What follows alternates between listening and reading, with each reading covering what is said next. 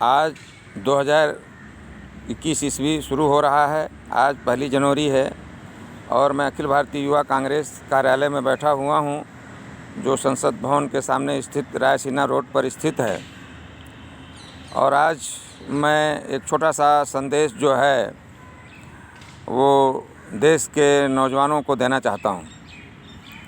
वास्तव में आज देश का नौजवान दिग्भ्रमित है, क्योंकि हमारा जो नई पीढ़ी का नौजवान है वह किंग कर्तव्य विमूढ़ है कि हम किधर जाएं, क्योंकि उसको तरह तरह से वर्गलाया जा रहा है।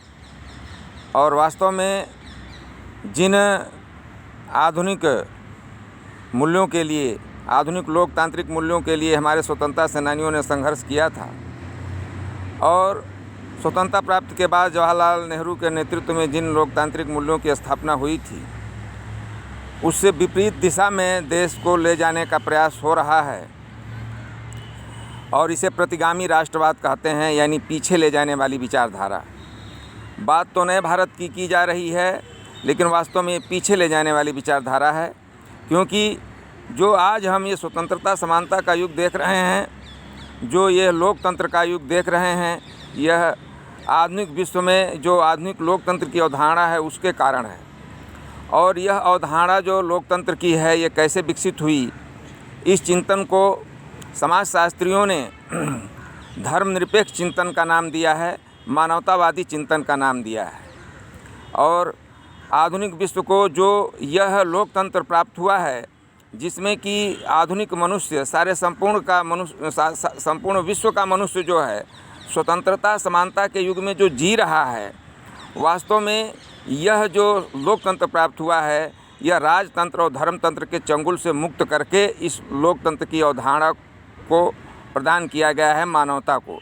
और इसमें जो है समाजशास्त्र और राजनीति शास्त्र के विद्वानों का योगदान है, हमारे अनेक विचारकों का योगदान है।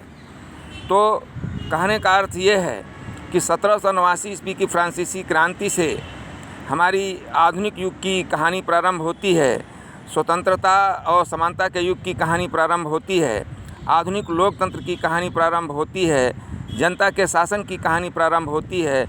और जनता के शासन के कारण, यानी कि शासन की शक्ति, यानी कि जो प्रभुत्व शक्ति है वह जनता के हाथों में हो, इसी सिद्धांत के आधार पर आज आधुनिक राष्ट्र राज्यों का निर्माण हुआ है। तो यह जो आधुनिक लोकतंत्र की अवधारणा विकसित हुई है, इसमें इस बात का सबसे मुख्य बिंदु यह है कि राजतंत्र और धर्मतंत्र के चंगुल से मुक्त करके फिर जो है यह लोकतंत्र विकसित हुआ है। और आज जो धर्मतंत्र को फिर विकसित किया जा रहा है, क्योंकि धर्म के नाम पर जो है वो अंधविश्वास फैलता है। धर्म के नाम पर किसी भी नाजायज़ चीज़ को जायज़ ठहरा दिया जाता है। तो इसीलिए अंबेडकर ने सही कहा था कि अंधविश्वास से अंधभक्ति पैदा होती है। और वास्तव में धर्म के नाम पर ही सबसे ज़्यादा अंधविश्वास पैदा किया जाता है। और धर्म के नाम पर जो राजनीति करने वाले लोग हैं वह भी अंधविश्वास पैदा कर रहे हैं। तो जैसा कि अंबेडकर ने कहा था, अंधविश्वास से अंधभक्ति फैलती है और अंधभक्ति से जनता की सोचने समझने की शक्ति समाप्त हो जाती है, और फिर व्यक्ति मानसिक गुलाम हो जाता है। और मानसिक गुलामी से फिर राजनीतिक गुलामी भी जो है आएगी।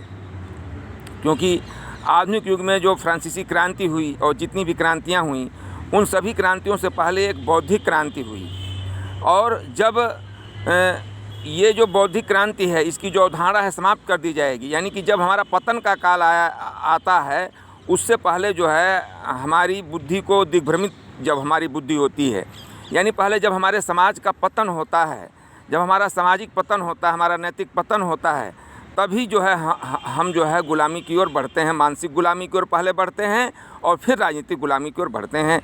ये प्राचीन काल से आज तक होता आया है। ये संक्षेप में तो नहीं बताया जा सकता, लेकिन मैं ये ज़रूर बता देना चाहता हूँ कि लोकतंत्र में अगर जनता के सोचने समझने की शक्ति समाप्त हो जाएगी, अगर विवेक शक्ति नहीं रहेगी, तो फिर इस लोकतंत्र की रक्षा नहीं हो सकेगी। न तो हमारी स्वतंत्रता को बचाया जा सकेगा, और न हम जो ये स्वतंत्रता समानता के युग में जी रहे हैं, हम इसको बचा पाएंगे। तो एक ही मात्र रास्ता है कि पंडित जवाहरलाल नेहरू द्वारा बताया गया बताया गया जो हमारा लोकतंत्र का मार्ग है, धर्मनिरपेक्षता का मार्ग है और देश की संरचना का जो मार्ग है यानी लोकतांत्रिक समाजवाद का जो मार्ग है, उसी पर चल करके हम इस देश को हर तरह से हर दिशा में बचा सकते हैं और इसको विश्व का एक सशक्त राष्ट्र जो है वो बना सकते हैं।